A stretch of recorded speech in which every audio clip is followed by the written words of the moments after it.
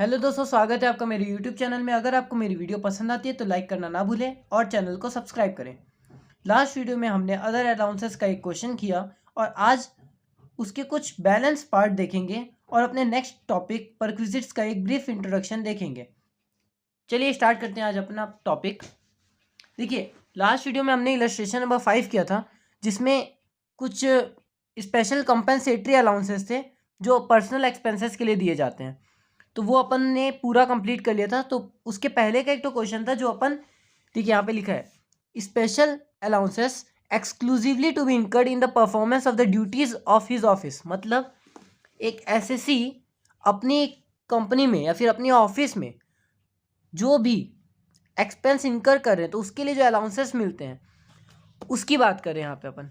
तो यहाँ पे क्या लिखा है, जितना भी आप एक्सपेंसेस करेंगे वो पूरा एग्जेम्प्ट रहेगा जितना आपने ऑफिस में एग्जेम्प्ट किया है, and notified by the central government. मतलब सेंट्रल गवर्नमेंट ने नोटिफाई भी किया और जितना आप अपने ऑफिस में एक्चुअली इंकर कर रहे हैं ना, उतने रुपए का आपको एग्जेम्पशन मिल जाएगा। और नोटिफाइड के कौन कौन सा किया, अभी ये आप लोग पूछेंगे। तो देखिए, इसकी जस्ट आगे लिखा है कि सेंट्रल गवर्नमेंट ने कौन कौन से ऐसे एक्सपेंडिचर को नोटिफाई करके रखा है। तो देखिए, सबसे पहला ट्रैवलिंग अलाउंसेस है। मतलब ट्रैवलिंग अलाउंसेस, फॉर एग्जांपल देखिए, आप अपनी कोई कंपनी में गए, आपकी एक कंपनी में जॉब लगती है और कंपनी वाले क्या करते हैं ना कि आपको अपने रूम से लेके आपकी ऑफिस तक आने का जो भी पेट्रोल का खर्चा होता है वो देते हैं। ठीक है, आप लोग बहुत सारे ऐसे लाइव एग्जांपल बता रहा हूँ, मतलब एक रियल एग्जांपल बता रहा हूँ, ये होता है। तो वहाँ पे क्या होता है, जो आप ट्रैवलिंग अलाउंसेस के लिए आपको जो एक्सपेंडिचर मिल रहा है तो उसके लिए लोग क्या बोलते हैं कि आपको अपना जब पेट्रोल भराते हैं तो आप लोगों को उसकी रिसिट लेके आनी पड़ेगी, उसके बाद हम आपको उसका पैसा देंगे। पहले से तो नहीं देते हैं। ठीक है, ऐसे में तो घपला होगा ना, बहुत ज़्यादा फ्रॉड होगा, इसीलिए आप लोगों से रिसिट मांगी जाती है। तो देखिए, ट्रैवलिंग अलाउंसेस एक ऐसा अलाउंसेस है कि जो एक कंपनी अपने एसएससी अपने एम्प्लॉय को देती हैं, अपने एम्प्लॉय को पे करती है, बस इसलिए ताकि वो अपना जो ट्रैवलिंग कर रहे हैं उसका अलाउंसेस हो सके, कॉस्ट ऑफ ट्रैवल का, या फिर जो कंपनी की तरफ से जो टूर होता है उसका अलाउंसेस, मतलब उसका जो खर्चा होता है वो मीट हो सके। अब जैसे टूर करने के लिए आपको अपनी कंपनी की तरफ से एक टूर मिला कि आप जाइए वहाँ पे, इस जगह में जाना है आपको, इस जगह में काम है, तो आप लोग खुद भी बोलोगे कि भाई, अपने बॉस को बोलोगे कि भाई हम वहाँ जाएंगे, अपना पैसा तो लगाएंगे नहीं, आप हमको उसका पैसा दे दीजिए। इसीलिए ट्रैवलिंग अलाउंसेस का एक तो लॉ बनाया गया कि ट्रैवलिंग अलाउंसेस आपके इनकम टैक्स के लिए एग्जेम्प्ट रहेगा। आपको जितना रुपए भी मिल रहा है, आपने जितना रुपए एक्चुअल में एक्सपेंड किया उतने रुपए का आपको एग्जेम्पशन मिल जाएगा। ओके, सेकेंड अलाउंसेस है डेली अलाउंसेस। डेली अलाउंसेस क्या होता है, देखिए, डेली चार्जेस जो इनकर करते हैं ना, देखिए जैसे अपन रायपुर में है, रायपुर में मेरी ऑफिस है, मैं रायपुर में अपनी कंपनी में मतलब जा रहा हूँ। अब रायपुर से किसी दिन मेरे को बोल दिया गया कि आप रायपुर से आपको दिल्ली जाना है, दिल्ली में आपको, मतलब हमारा एक काम है, आपको दिल्ली में जाके करना है, वहाँ पे हमारे क्लाइंट है, उनको आपको मतलब देखना है, उनको आपको कंसल्ट करना है, उनसे मीटिंग करनी है। तो मैं वहाँ जाऊँगा तो मेरे कुछ डेली अलाउंसेस भी होंगे। फॉर एग्जांपल, मैं वहाँ जाऊँगा तो मेरे को चाय पीना रहेगा तो मैं चाय का खर्चा करूँगा, खाना खाऊँगा, भाई खाने के बिना तो रहूँगा नहीं, खाना तो खाना पड़ेगा। ठीक है, रूम का उन लोग दे देंगे, होटल का दे देंगे। ठीक है, पर भाई जो एक्स्ट्रा खर्चे होते हैं, भाई खाना खाने का, वहाँ पे जो ट्रैवल कर रहा हूँ उसका खर्चा, ये सब देखना पड़ेगा ना उन लोग को। ठीक है, तो ये जो मिलता है ना, ये भी एग्जेम्प्ट रहता है। ठीक है, अच्छा, इसमें एक एग्जांपल देखिए, यहाँ पे लिखा है, mister Ramnath is paid 100 per day for 8 day as daily allowances on an official tour to meet his expense. देखिए, ऑफिशियल टूर में मिलता है ना ये, अनऑफिशियल टूर में नहीं मिलेगा। ऑफिशियल टूर में रहेगा ना तो आपको एग्जेम्पशन मिलेगा। पर भाई साहब ने खाली 600 8 डेज में जो खर्चा किया, मतलब 600 का उन्होंने खर्चा किया, मतलब कुछ कंजूस टाइप के होंगे या फिर जो भी हुआ होगा, वहाँ पे खर्चा कम लगता होगा, दाल रोटी सस्ती होगी, तो 800 उनको मिल रहा है पर उन्होंने खर्चा 200 किया, तो जो बैलेंस 200 है ना वो उनकी टैक्सेबल इनकम में काउंट होगा। भाई आपको एम्प्लॉयर आके, मतलब जो आपका एम्प्लॉयर है वो ये नहीं बोलेगा कि भाई आपने 600 रुपये खर्चा किया, 200 रुपये वापस कर दीजिए, वो आपकी इनकम में जुड़ जाएगा। ओके, इस 200 में आपको टैक्स देना पड़ेगा। मतलब इसका मतलब आप लोग एक तो समरी निकालेंगे तो इसका मतलब ये निकलता है कि आप लोग जितना एक्चुअल में एक्सपेंड कर रहे हैं ना, आपको एम्प्लॉयर ने भले आपको 1 लाख रुपए दिया, आपने खर्चा किया अगर 1 लाख का पूरा 1 लाख, 1 लाख रुपीज़ पूरा खर्चा कर दिए, तब आपका 1 रुपये भी आपकी टैक्सेबल इनकम में काउंट नहीं होगा। पर आपको 1 लाख मिला, उसमें से आपने खाली 80,000 खर्चा किया, 50,000 खर्चा किया, तो जो बैलेंस पार्ट है उतना आपकी टैक्सेबल इनकम में काउंट हो जाएगा। ओके, देखिए नेक्स्ट है कन्वीनियंस अलाउंस। कन्वीनियंस अलाउंस मतलब क्या होता है? अगर देखिए जो भी, हाँ तो देखिए कन्वीनियंस अलाउंस मतलब क्या होता है कि जैसे आप अपने मतलब कन्वीनियंस अलाउंस मतलब होता है कि वाहन भत्ता। वाहन भत्ता मतलब कि आपको ऑटो का खर्चा मिल जाएगा, ठीक है, जो भी मतलब आपके रूम से लेके आपके कंपनी तक आने का जो ऑटो का खर्चा हो रहा है उसका आपको मतलब पैसा मिलेगा, ठीक है, मतलब कंपनी देगी, आपको देने की ज़रूरत नहीं है। उसमें भी ये रहेगा कि आपने जितना एक्चुअल में खर्चा किया ना उतने रुपए का आपको एग्जेम्पशन मिलेगा, बाकी आपका टैक्सेबल हो जाएगा। ओके, उसके बाद देखिए हेल्पर अलाउंस लिखा है। हेल्पर अलाउंस मतलब क्या होता है? कभी कभी क्या होता है कंपनी में, जैसे फॉर एग्जांपल अपन सीए लोगों की बात करते हैं। सीए लोगों में क्या होता है, जब जीएसटी रिटर्न की ड्यू डेट रहती है, इनकम टैक्स रिटर्न की ड्यू डेट रहती है ना, तो उनके पास वर्कलोड बहुत ज़्यादा हो जाता है। उन लोग रात को 2-2 बजे तक, 3-3 बजे तक बैठ के काम ही करते रहते हैं। तो उस समय उनके आर्टिकल्स काम उन लोग के मतलब आ जाते हैं, उन लोग की हेल्प कराते हैं। पर यहाँ पे क्या होता है, जैसे आप चाहें तो अपने हेल्पर के लिए अपने किसी को बुला सकते हैं, अपने पहचान का या किसी को भी, तो कंपनी उसको पैसे देंगी, मतलब आपको देंगे, एक्चुअल में आपको उनको देना पड़ेगा। इनडायरेक्टली देखा जाए तो कंपनी उनको दे रही है। ओके, पर यहाँ पे क्या होता है, जितना आप एक्चुअल में उनको दे रहे हैं उतने रुपए का आपका एग्जेम्पशन मिलेगा, बाकी पूरा टैक्सेबल हो जाएगा। फॉर एग्जाम्पल कंपनी आपको उनको देने के लिए 1,000 पर मंथ के लिए बोल दी, राजी हो गई कि हाँ भाई बुला लीजिए आप अपने दोस्त को या जिसको भी आप बुलाना चाहते हैं, आपको 1,000 मिल रहा है। अब क्या हो रहा है, 1,000 में आप अपने दोस्त को क्या बोल दिए, भाई मैं तेरे को 800 दूंगा पर मंथ, तुम यहाँ पे आ जाओ। तो जो 200 पर मंथ है ना वो आपकी टैक्सेबल इनकम में काउंट हो जाएगा। ओके, उसके बाद देखिए एकेडमिक अलाउंस। एकेडमिक अलाउंस मतलब क्या होता है कि आपको पैसा मिला जा रहा है ताकि आप अपने खुद के मतलब जो कंपनी का जो काम होता है, उनका एकेडमिक जो काम होता है, जो उनकी रिसर्च करनी होती है, जो या फिर उनका जो प्रोफेशनल परसूट्स होता है, उसके लिए आपको पैसे दिया जाता है कि आप वो काम करिए। फॉर एग्जांपल आपको रिसर्च करने के लिए कंपनी 2,000 पर मंथ दे रही है, 2,000 पर मंथ खाली रिसर्च करने के लिए दे रही है कि आप कहीं से भी कुछ भी रिसर्च करिए, कुछ नया प्रोग्राम लेके आइए, तो वो जो खर्चा हो रहा है आपका उतना एग्जेम्पशन में आ जाएगा। बाकी जो बचा हुआ इनकम है जो आपकी बच जाती है, बैलेंसिंग इनकम है, वो आपकी पूरी टैक्सेबल इनकम हो जाएगी।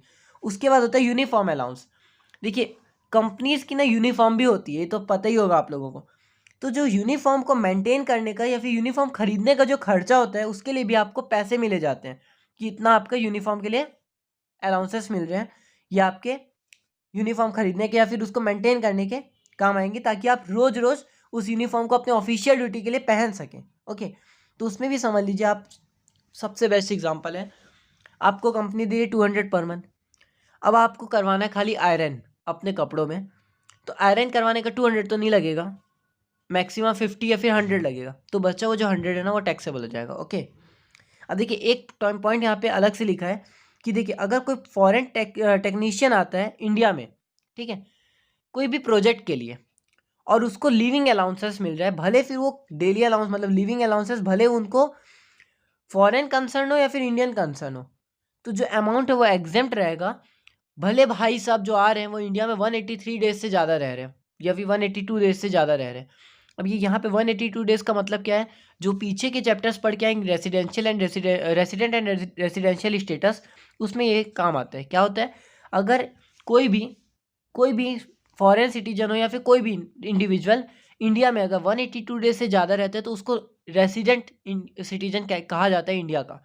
और रेसिडेंट सिटीजन के ऊपर कोई भी पैसा जो होता है ना, जितना भी आपको मिल रहा है उन सब के ऊपर आपको टैक्स देना पड़ेगा। अगर वो भाई साहब नॉन रेसिडेंट रहेंगे तो उनको इसके ऊपर टैक्स नहीं देना पड़ेगा, इस इनकम के ऊपर जो भी इनकम रहेगी। तो यहाँ पे यही बोल रहे हैं कि अगर आपको कोई भी लिविंग अलाउंसेस मिल रहा है तो वो एग्जेम्प्ट रहेगा, भले आप 183 डेज से बियॉन्ड रह रहे होंगे। ठीक है, तो ये था अपना एक स्पेशल अलाउंसेस जो आप अपनी कंपनी में कर रहे हैं, मतलब अपने वर्क के दौरान कर रहे हैं कुछ खर्चे, या वर्क को प्रमोट करने के लिए कर रहे हैं, तो वो एग्जेम्प्ट रहते हैं। ये कुछ 6 अलाउंसेस दिए हैं जो एग्जेम्प्ट रहेंगे, और एक तो एक्स्ट्रा दिया हुआ है, इसमें काउंट नहीं किया होगा, वो 7 हो गए। ओके, हाँ अब अपना नेक्स्ट टॉपिक है फुल्ली एग्जेम्प्टेड अलाउंसेस। मतलब इसमें आपका मतलब जैसे वहाँ पे क्या हुआ था, अपन जो पढ़े थे, कहीं पे आपको टोटल लिमिट दी है कि 100 एग्जेम्प्ट रहेगा, बाकी टैक्सेबल हो जाएगा, जो अपन देखे थे स्पेशल कंपनसेटरी अलाउंसेस में, याद है वो सब, BRDD ये सब बताए थे अपन, बॉर्डर एरिया अलाउंसेस। ठीक है, तो वहाँ पे क्या था, आपको उतने रुपए का एग्जेम्पशन मिलेगा, बाकी पूरा टैक्सेबल हो जाएगा। अभी जो अपन पढ़ के आए कि आप अगर अपने ऑफिस में कुछ खर्चा कर रहे हैं अपने वर्क को प्रमोट करने के लिए, फिर अपने काम को करने के लिए, तो उसमें जितना आप एक्चुअल में खर्चा कर रहे हैं उतना एग्जेम्प्ट रहेगा, बाकी आपकी इनकम में काउंट हो जाएगा।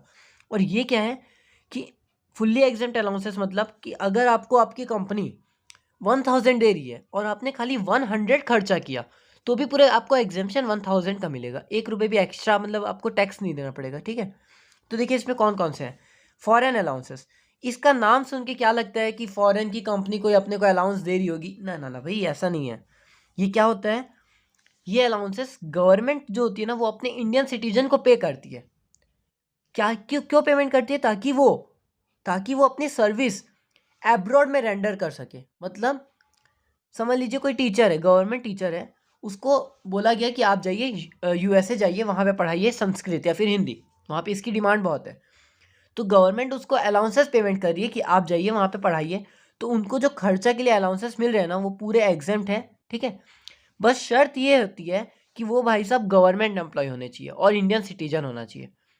पहला क्या होना चाहिए, गवर्नमेंट एम्प्लॉय, दूसरा इंडियन सिटीजन। ठीक है, देखिए यहाँ लिखा है this exemption is not available to non government employees and those who are not citizen of India. Okay, अब इसमें गवर्नमेंट कौन कौन से अलाउंसेस के लिए पैसा देती है। देखिए यहाँ चिल्ड्रन एजुकेशन अलाउंस, अपन जो देखे पढ़ के आए उसमें क्या था, जो अलग से प्राइवेट कंपनीज देखिए यहीं पे इंडियन सिटीजन्स को जो इंडिया में काम करते हैं वहाँ पे था चिल्ड्रन एजुकेशन अलाउंस में ₹100 पर मंथ का एग्जेम्पशन।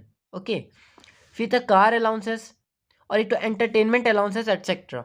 एंटरटेनमेंट अलाउंसेस अगर इंडिया में कोई काम करे ना तो भी खाली गवर्नमेंट एम्प्लॉयज़ के लिए छूट रहती है, उनको खाली एग्जेम्पशन मिलता है, प्राइवेट वालों को नहीं मिलेगा। ओके, उसके बाद क्या लिखा है, सम्चुअरी अलाउंसेस टू हाई कोर्ट और सुप्रीम कोर्ट जजेस। ये किसको मिलता है, यहीं पे साफ साफ बता दिया, जो हाई कोर्ट और सुप्रीम कोर्ट के जज होते हैं ना उनको ये अलाउंसेस मिलता है, और ये पूरा फुल्ली एग्जेम्प्ट होता है टैक्स से। और अलाउंसेस फ्रॉम यूएनओ, यूएनओ मतलब united nation organisation, united nation organisation अगर किसी को भी कोई भी इंडिविजुअल को कुछ भी अलाउंसेस पेमेंट करिए तो वो फुल्ली एग्जेम्प्ट अलाउंस होता है। ओके, और एक तो पर डियम अलाउंसेस होता है, ये क्यों दिया जाता है, जो होटल या फिर मतलब अपने एम्प्लॉय को जो hotel boarding and lodging facility का जो भी फैसिलिटीज़ के लिए जो पैसा दिया जाता है ना वो पूरा फुल्ली एग्जेम्प्ट होता है। ओके, उसके बाद आपकी ये पेज नंबर 86 में एक अच्छी सी टेबल बनी हुई है, इससे भी अगर आप लोग पढ़ना चाहें तो पढ़ सकते हैं। देखिए यहाँ पे पहले ही बता दिया फुल्ली टैक्सेबल अलाउंसेस, ये अलाउंसेस ऐसे अलाउंसेस है ना जो आपको अगर 1 रुपये मिल रहा है तो भी पूरा फुल्ली टैक्सेबल है, उस 1 रुपये में भी आपको टैक्स देना पड़ेगा। Allowances exempted up to a specific limit, इसका मतलब क्या होता है कि कुछ मतलब आपके जो लॉ में जितना दिया है कि इतने रुपए का एग्जेम्पशन मिलेगा, एक सर्टेन कर दिया कि आपको 1 लाख का एग्जेम्पशन मिलेगा, आपको 100 रुपीज़ का एग्जेम्पशन मिलेगा। ओके, और फुल्ली एग्जेम्प्ट अलाउंसेस मतलब क्या होता है, जिसमें कोई भी आपको लिमिट नहीं दी गई है, आपको जितने रुपए मिल रहे हैं आपकी कंपनी की तरफ से या फिर गवर्नमेंट की तरफ से पूरे के पूरे एग्जेम्प्ट रहेंगे। ठीक है, अगर आपके पास बच गया तो भी एग्जेम्प्ट रहेगा। ओके, चलिए ये था अपना अलाउंसेस का होल टॉपिक। अब अलाउंसेस पूरा खत्म हो चुका है, अब अपन आते हैं परक्विजिट्स के लिए। इसकी क्लासेस मैं नेक्स्ट वीडियो में बताऊंगा, पर आज अभी इस वीडियो में आपको एक ब्रीफ इंट्रोडक्शन दे देता हूँ परक्विजिट्स का मतलब होता क्या है। ओके, तो देखिए परक्विजिट्स मतलब क्या होता है, कोई बेनिफिट, मतलब अगर कोई कंपनी होती है अपने एम्प्लॉयज़ को कुछ बेनिफिट्स देती है। कैसे बेनिफिट्स, कि भाई आपको सैलरी तो इतनी मिल रही है, इसका भी एक तो अच्छा से एग्जांपल बताता हूँ, जीता जागता एग्जांपल। एक तो बहुत सारी कंपनीज ऐसी होती है वो बोलती हैं आपको सैलरी ऑफर किया जा रहा है 15,000 per month plus rupees 800 PF मतलब प्रोविडेंट फंड, मतलब आपके प्रोविडेंट फंड में 800 रुपीज़ उन लोग अपनी तरफ से पे करेंगे। ओके, ये एक तरह से परक्विजिट्स है, एक बेनिफिट है जो सैलरी के साथ अटैच की जाती है, और बहुत सारे में लिखा रहता है प्लस डीए, 20% का डीए मिलेगा आपको, डीएनएस अलाउंस। ओके, तो परक्विजिट्स का मतलब क्या होता है, कोई भी बेनिफिट जो आपके ऑफिस या फिर पोजीशन में अटैच किया जाता है आपके सैलरी के साथ साथ, मतलब in addition to salary. Okay, ये पर्सनल एडवांटेज होता है, ये कंपनी को इससे कोई एडवांटेज नहीं है, पर्सनल एडवांटेज के लिए दिया जाता है। और अगर नॉर्मली ये इनकम टैक्स की पर्पस है ना, ये काइंड में मतलब कोई भी टर्म्स ऑफ मनी जो होता है ना देखिए यहाँ पे बताता हूँ, it is given in kind, it should be capable of being measured in terms of money. Okay, income tax purpose के लिए परक्विजिट्स के स्कोप को लिमिट किया गया है, क्योंकि इसका जो स्कोप है ना बहुत वाइड है। परक्विजिट्स में बहुत सारी चीज़ें आती है, पर बहुत सारी चीज़ों के लिए लॉ नहीं बना सकते, इसलिए इसको मतलब लिमिट में डाल दिया गया है कि जितना भी आपको बेनिफिट काइंड में रिसीव किया जाएगा और जो मनी में कन्वर्ट हो सकते हैं उसको हम परक्विजिट्स मानेंगे, और जो परक्विजिट्स आपको कैश में मिला जाएगा उसको अपन अलाउंसेस मानेंगे। ये नॉर्मली परक्विजिट्स का एक तो ब्रीफ इंट्रोडक्शन था। कल अपन नेक्स्ट वीडियो में अपन परक्विजिट्स के बारे में एक डिटेल्ड एक्सप्लेनेशन देखेंगे पूरा। ओके, सो आज के लिए इतना ही। Thank you for watching my video.